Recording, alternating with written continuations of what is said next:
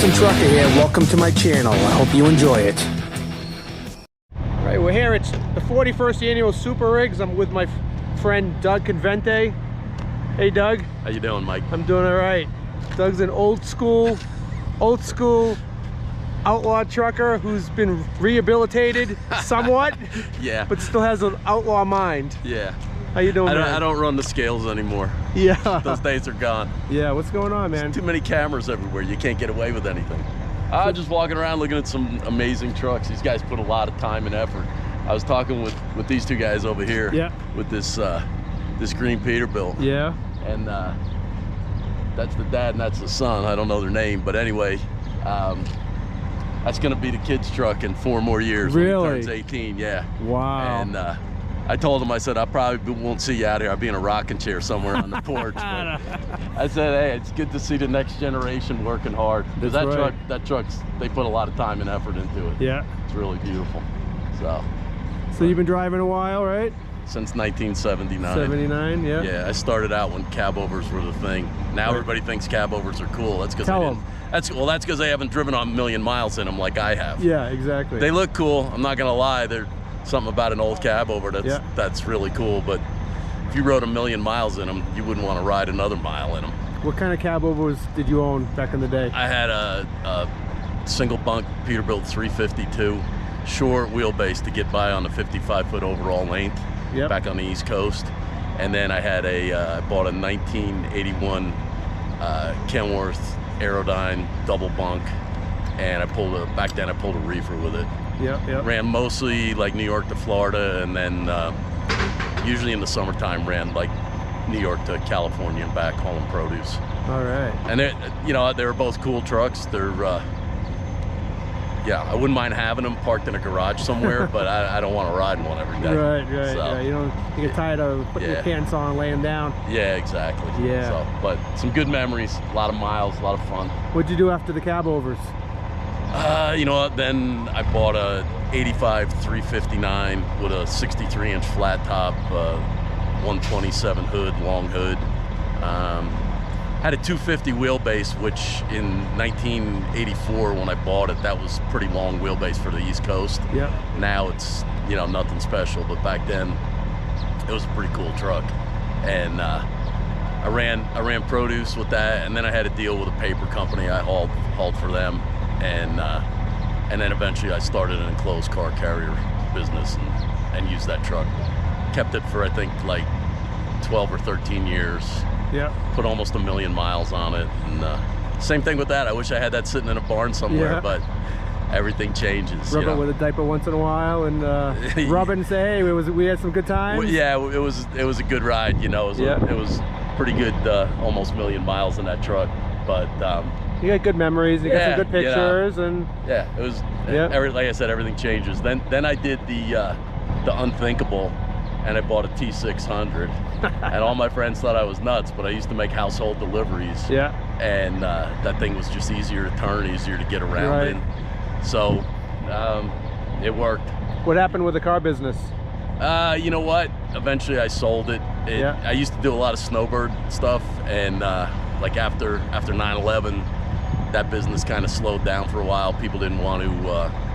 They didn't want to fly, and I used to take their cars to Florida. They'd fly down to meet me, so that business slowed down. And I knew a friend that worked in driving a television production truck, and he asked me, told me about an opening that a company had, and I said, well, let me check it out. So parked my truck for a couple months, gave it a try, ended up working for them, and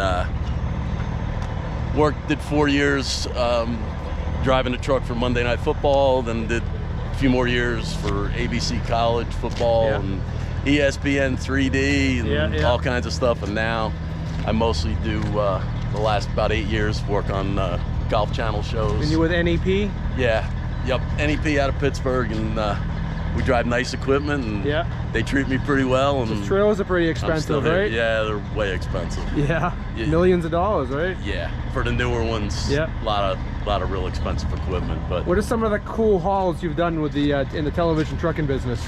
Oh, geez, I used to do Winter X Games every year up in Aspen, Yeah. Summer X Games, mostly in LA. Monday Night Football all over the place. Probably the coolest thing I've ever done is we shipped in 2016. We shipped a bunch of trucks down to Rio for the Olympics. Flew down there and picked up the trucks down at the port and brought them into the Olympic Stadium. Then in 2021, we did the same thing for Tokyo.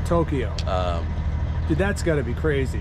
Yeah, I mean, how many guys do you know that drive a truck in the U.S. that have, you know, gotten the opportunity to take a truck and go to Rio? I don't know any except or you. To Tokyo, and that's probably out of all the years I've been doing it now. This is my 23rd year. That's probably one of the highlights. Yeah. Or actually, that's probably the two highlight things. Right.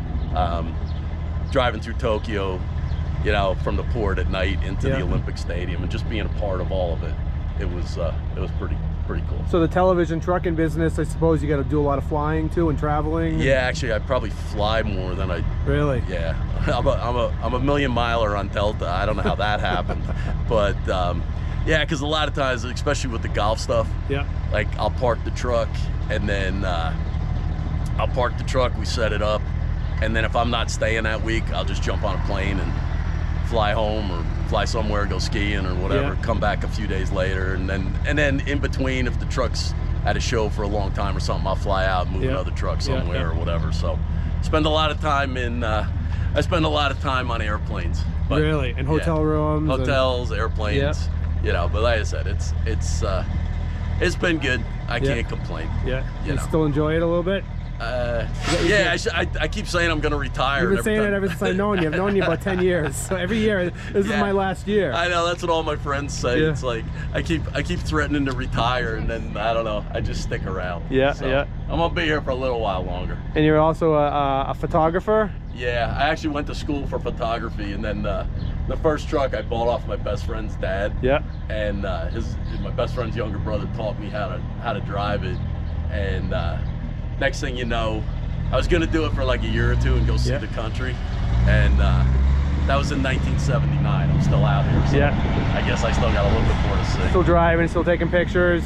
How can people see your pictures? You know what? I'm Doug Convente Photo on Instagram, and DougConvente.com is my website. Your photos are really impressive. Like, you've had gallery showings. Yeah. I mean, I always say when I retire, I'm gonna, you know, that's what I'm gonna do. I'm gonna go, like, maybe, I don't know, have a small gallery somewhere or whatever. But for right now, I'm still out here. I make the best of it. You know what? I get to travel to some really cool places with what I do, and so I just go out, I shoot. I have an archive of probably, I don't know, 100,000 photos. Oh, actually more than that, but you know. Plus, you're a world traveler. You travel on vacation. You ski all over the world. You're taking videos of yourself.